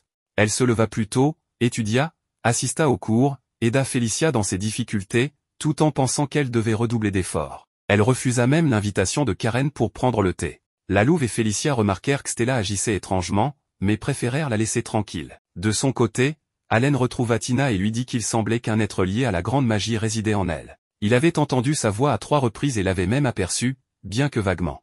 Seul le protagoniste semblait capable de l'entendre et de le voir. Il pensait qu'il s'agissait de la grue glaciale, un sort perdu de la grande magie. La cadette bleue fut bouleversée, elle n'arrivait pas à croire que c'était l'un des sortilèges utilisés par le héros des contes. Le directeur partageait toutefois l'avis d'Allen. Tina demanda ce qu'elle devait faire. Allen répondit de rester calme, car la grue glaciale n'était pas maléfique, et qu'il serait à ses côtés. Elle devait d'abord apprendre à bien contrôler son mana. Lors d'un cours privé, Ellie demanda à apprendre la magie avancée. Allen expliqua qu'il pouvait lui enseigner les formules, mais que sa réserve de mana ne lui permettait pas de montrer concrètement. Ellie dit que ce n'était pas un problème, il suffisait d'unir leur mana, comme il l'avait fait avec Tina et Lydia. Elle voulait pouvoir l'aider quand il en aurait besoin. Liz les rejoignit aussi. Allen leur dit qu'elle devait se valoriser davantage. Mais elle trouvait injuste qu'il traite Tina de manière spéciale. Le trio commença à se disputer, jusqu'à l'arrivée de Lydia, qui proposa de leur enseigner la magie avancée. La chef rousse tendit la main pour unir son mana à celui d'Allen. Bien qu'il ne le veuille pas, il céda. Ils simulèrent alors de la magie avancée, des boules de feu se transformèrent en fragments de glace, un sort utile pour les attaques surprises. Il leur montra aussi une activation simultanée d'éléments, splendide à voir, dérivée de leur expérience avec les 8 bougies. Enfin, il demanda à Ellie de choisir un animal. Elle dit le cheval, et il en invoqua un. Il lui expliqua qu'il avait combiné activation composée et invocation animale, ce qui pourrait lui servir de référence. Il était certain qu'elle réussirait avant les examens de mi-année. Après cela, ils prirent le thé. Le soir, Stella, agitée, tenta encore d'invoquer le loup des neiges avec plus de précision.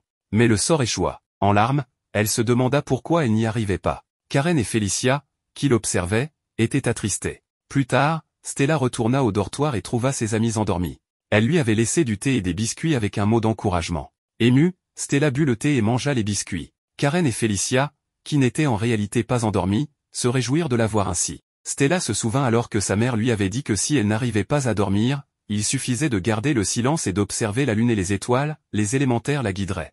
Petite, elle avait demandé à Rosa si elle croyait vraiment que les élémentaires viendraient la voir. Sa mère avait répondu qu'elle n'en doutait pas. Revenant au présent, Stella promit à sa mère de redoubler d'efforts.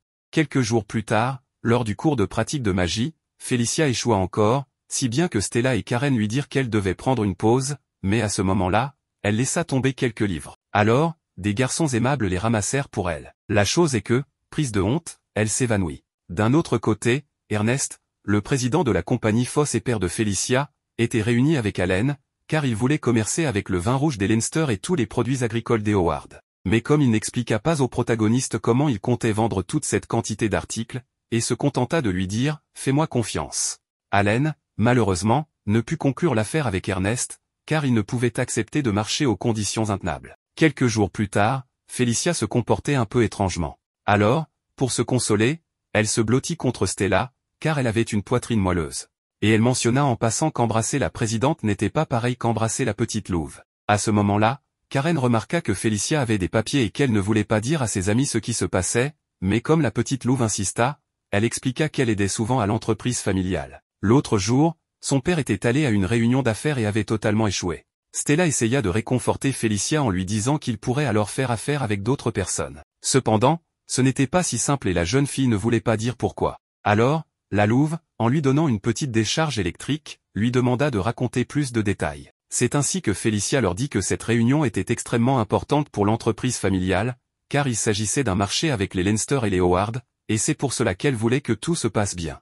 Le problème est que comme cela coïncidait avec son retour à l'académie, elle n'avait pas pu bien réviser les documents de la réunion et se sentait responsable de cela. De plus, son père l'avait convaincu de tout lui laisser, en lui disant qu'il avait l'habitude de discuter avec un jeune homme. Cela sembla un peu étrange à la petite louve, mais passons.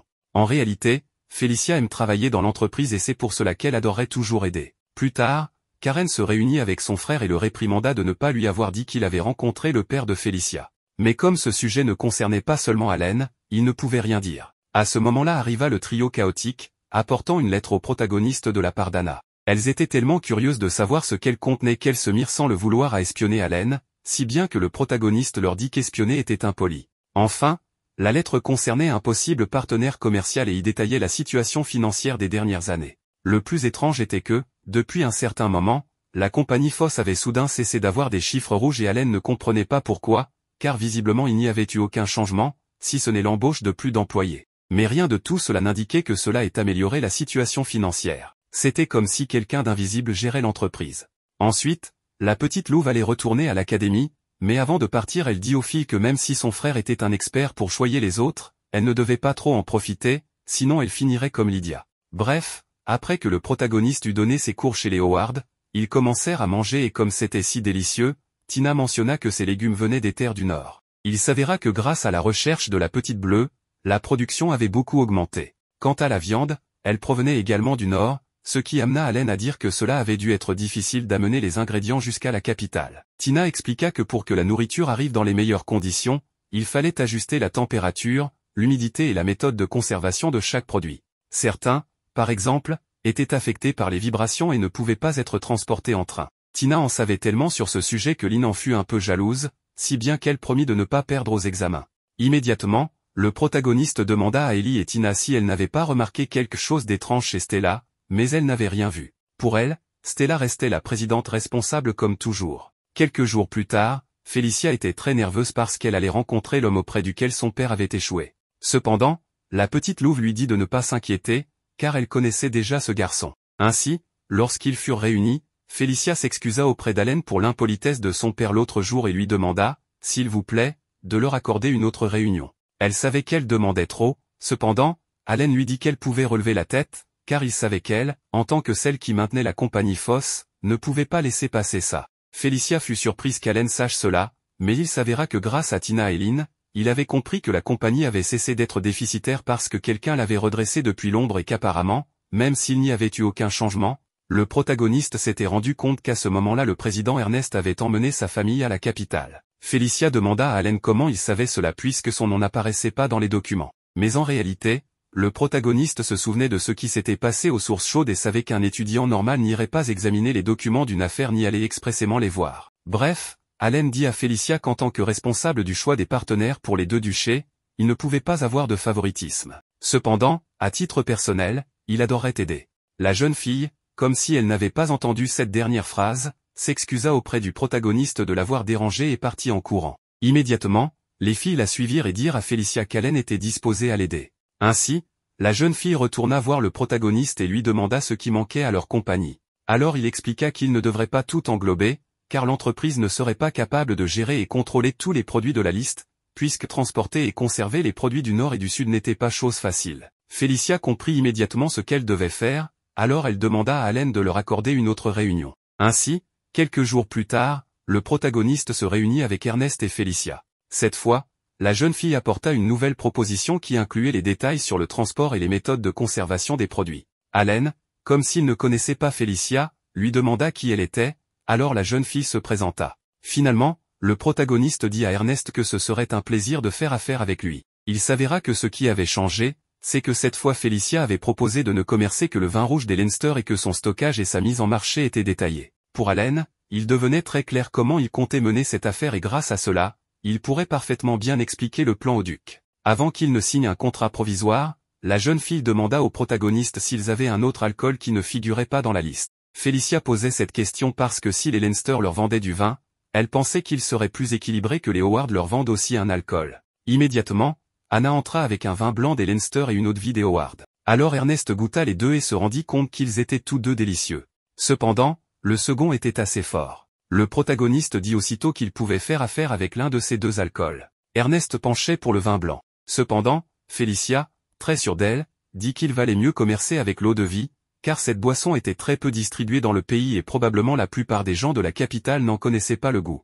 Mais la réalité est que cette eau-de-vie était très appréciée par les gens du Nord, c'est pourquoi Felicia croyait qu'elle aurait une bonne demande parmi les originaires de là-bas, car son goût leur rappellerait beaucoup de souvenirs. Heureuse et sûre que les gens aimeraient cette eau-de-vie, elle demanda à son père d'en faire le commerce. Ernest se rendit alors compte que sa fille prenait les affaires très au sérieux. Il décida donc de choisir l'eau-de-vie. Après qu'ils eurent conclu l'affaire, Allen demanda à Felicia ce qu'elle comptait faire après l'université. Alors elle lui dit qu'elle aimerait aider dans l'entreprise familiale. Aussitôt, le protagoniste proposa à la jeune fille que si après sa graduation il restait des places pour des gens des deux duchés, elle pourrait y travailler, car il n'était jamais inutile de connaître le monde extérieur. Ernest pensait que cela était trop pour Felicia, cependant, Allen aimerait être témoin de la grande œuvre qu'elle entreprendra. Cela fit réfléchir la jeune fille, tellement que la nuit, elle ne put dormir de bonne heure que la réunion se soit bien passée et espérait que tout le monde aimerait l'alcool des Howard. Felicia commença à penser que si des gens de partout commençaient à le boire, il deviendrait très populaire et qu'un jour, peut-être, leur compagnie deviendrait le distributeur officiel et qu'ensuite il atteindrait tout le continent.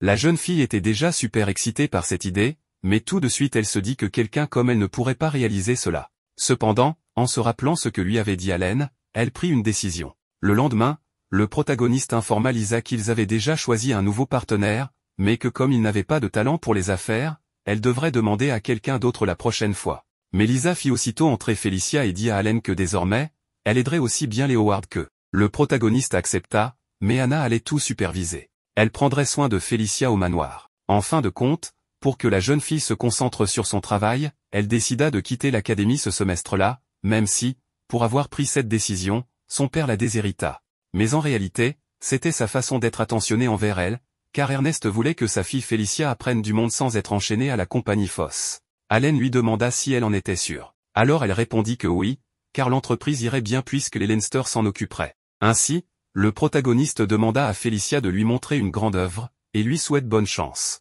Immédiatement, elle promit à Allen qu'elle ferait de son mieux pour dominer le commerce de la capitale et du monde entier. Le soir venu, Felicia raconta à Stella et Karen qu'elle allait quitter l'académie, car même si elle aimait l'école, elle s'était rendue compte que ce qu'elle voulait vraiment faire, c'était être commerçante. Grâce à ce qui venait de se passer, elle comprit qu'elle aimait faire des affaires et qu'elle pouvait même discuter sans problème avec des hommes et mener des négociations. Pour Stella, c'était merveilleux, mais elle lui dit qu'il n'était pas nécessaire de quitter l'académie. Mais Felicia ne voulait pas faire les choses à moitié. De plus, elle pensait qu'elle n'aurait pas une autre opportunité comme celle-ci, donc elle ne voulait pas la perdre. Alors elle serra Stella et Karen dans ses bras, leur disant que c'était grâce à elle qu'elle avait pu arriver si loin, car elles avaient toujours été à ses côtés, dans les moments difficiles comme dans les moments heureux. Felicia leur dit alors qu'elle les adorait. La petite louve, émue, lui répondit que même si elle quittait l'école, elle devait continuer à venir les voir. Le lendemain, le protagoniste alla réveiller Lydia, mais comme elle ne voulait pas, il lui rappela qu'elle était une sorcière de la cour.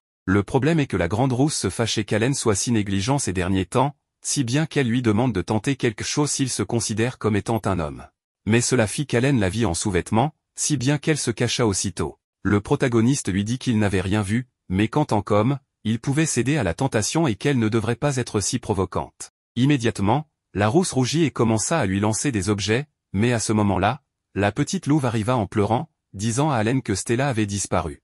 Changement de scène, Stella se réveille. En réalisant qu'il était déjà tard, elle pensait prévenir Felicia et Karen. Cependant, elle se rappelle avoir entendu du bruit dans les dortoirs. Soudain, quelqu'un frappe à la porte. Pensant qu'il s'agissait de Shelly, Stella lui demande de la laisser seule. Mais en réalité, c'est Allen qui apparaît. Surprise, elle lui demande comment il a fait pour la trouver. Allen explique qu'il a simplement levé la barrière magique et que Madame Shelly lui avait dit qu'elle se trouvait dans ce dortoir. Stella se lève de son lit et lui dit fermement qu'elle n'ira pas à l'académie et qu'elle ne lui dira rien non plus.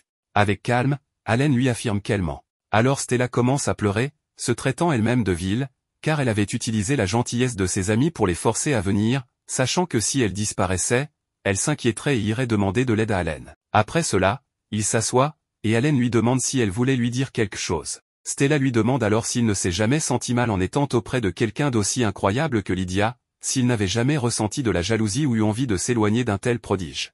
Pensif, Allen répond qu'on lui a dit beaucoup de choses pour avoir été avec Lydia, mais qu'il n'a jamais pris cela comme une raison de s'éloigner. En réalité, il a toujours pensé qu'il y avait une raison pour qu'il soit à ses côtés. Après tout, Lydia est un génie, tandis que lui n'a ni lignée prestigieuse, ni grand pouvoir, ni grande réserve de mana. Mais ce n'est pas une raison pour cesser de s'efforcer. Stella lui dit qu'il est quelqu'un d'incroyable et de fort, car comparé à elle qui n'a aucun talent et se fait même surpasser par les plus jeunes, il se démarque. Elle rappelle que même Tina, qui ne pouvait pas utiliser la magie basique, maîtrise désormais la magie suprême. Elle éclate en larmes en disant que son père pense sûrement déjà à faire d'elle la prochaine duchesse. Allen applaudit et lui propose de sécher l'école pour aller à un rendez-vous avec lui dans la capitale. Stella est déconcertée, mais à ce moment, Madame Shelly entre dans la chambre pour l'aider à se changer. On retrouve ensuite Stella et Allen se promenant en ville. La jeune fille aux cheveux bleu ciel lui demande ce qu'il cherche avec ce rendez-vous. Mais soudain, son estomac gargouille et ils vont donc déjeuner ensemble. Ainsi, on les voit profiter de divers lieux jusqu'au coucher du soleil. Assise sur un banc, Stella observe un oiseau dans le ciel et se dit que ce doit être merveilleux de voler librement. Allen, ayant entendu cela, lui propose d'aller à la cathédrale. À l'intérieur, ils admirent la beauté du lieu.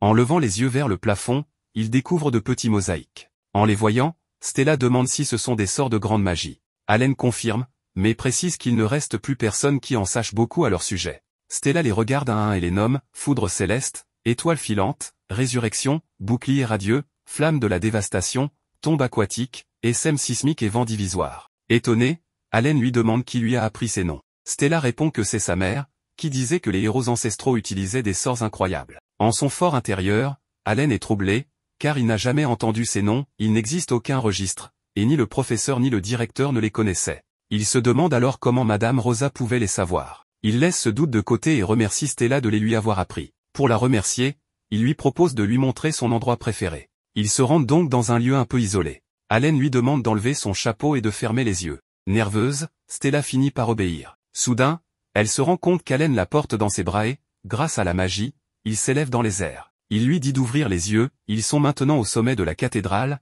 d'où l'on peut voir toute la ville. Avec nostalgie, Allen répète une phrase que la mère de Stella lui disait quand elle était enfant. Il explique que cela venait d'un conte que sa propre mère lui lisait, l'histoire d'une sainte perdue et d'un mage qui la guidait. À chaque fois qu'il se sent déprimé, il vient seul à cet endroit pour contempler la lune et les étoiles. Personne ne connaît ce secret, et Stella est donc la première à le partager. Il ajoute qu'on lui a donné un titre pompeux, le cerveau de la dame de l'épée, mais qu'il ne trouve pas cela si impressionnant. Toutefois, il aimerait voir le destin en marche. Stella lui demande ce qu'il entend par là. Allen répond qu'il est certain que Lydia, Tina et les autres marqueront bientôt l'histoire. Avec un éclat dans les yeux, il affirme vouloir être témoin de ce moment, mais pour cela, il a besoin de la force nécessaire pour ne pas mourir à leur côté. Il sort alors le ruban que lui avait offert sa mère et le rend à Stella. En le tenant en main, la jeune fille aux cheveux bleu ciel lève les yeux vers Allen et lui dit qu'elle a pris une décision, elle lui demande son aide. Voyant sa détermination, Allen accepte avec plaisir. Le lendemain, ils rejoignent les autres filles. Stella leur demande de se battre contre elle, à condition que si elle perd, elle confiera le poste de présidente à Karen et le titre de duchesse à Tina. Les filles refusent, trouvant injuste qu'elles doivent se battre seules. Allen intervient alors et déclare qu'il combattra aux côtés de Stella, mais qu'ils devront d'abord s'entraîner pendant 2 semaines. Les plus jeunes lui demandent ce qu'il adviendra de leur cours particulier. Allen répond qu'il leur donnera des exercices à faire et promet à la petite Lynn de lui accorder un vœu une fois tout cela terminé. Elle accepte donc, mais Karen demande à Stella si elle croit vraiment pouvoir la vaincre. Sans hésitation, Stella dit que non, mais qu'elle ne le saura pas sans essayer. Elle ajoute avec fierté qu'elle aussi a son honneur. Lydia intervient alors et autorise Allen à rester 2 semaines avec Stella. Les filles finissent par accepter, bien que dubitatives. Stella et Allen vont ensuite dans une salle d'entraînement prêtée par Gilles et commencent. Allen trace un cercle et fixe pour objectif à Stella de faire entrer l'un de ses sorts à l'intérieur. Peu importe les sorts qu'elle lance, Allen les contre tous. En dernier recours, Stella utilise un puissant sort de tornade. Allen remarque une trace de magie de lumière dans son sort, ce qui le déconcerte, mais il réussit malgré tout à bloquer l'attaque et la laisse sans défense. Alors que Stella est à terre, Allen lui demande si elle abandonne. Mais plus déterminée que jamais, elle refuse et affirme que ce n'est que le début. Pendant la nuit, Tina se trouve dans sa chambre avec Ellie. Découragée, elle avoue qu'elle n'avait jamais imaginé que sa sœur se sentait autant sous pression. Ellie dit qu'elle non plus, mais qu'il comprend en partie ce que ressent Stella. Ellie révèle qu'avant de rencontrer Allen, elle n'avait pas confiance en sa magie ni en ses connaissances. Elle se comparait toujours à Stella et à ses grands-mères, ce qui la déprimait souvent. Quand elle avait demandé à Monsieur Howard de faire d'Allen son professeur, elle était très nerveuse. Elle suppose donc que Stella doit ressentir la même chose, et décide de s'impliquer aussi sérieusement qu'elle. Les petites filles se promettent alors de donner le meilleur d'elles-mêmes. Les jours passent. Une nuit, Allen lit un livre qui mentionne que dans les sorts Stella se mêle de la magie de lumière, bien qu'elle ne semble pas s'en rendre compte. Or, quand ses attaques se combinent avec la lumière, elles deviennent plus puissantes et consomment moins de mana. S'il pouvait l'aider à maîtriser cela, elle pourrait gagner. Le lendemain, au restaurant avec Stella, il lui dit franchement qu'à ce rythme, ils perdront la semaine prochaine. Ils n'auront pas le temps de modifier leur cercle magique, alors ils devront se battre avec les plus basiques et compenser autrement.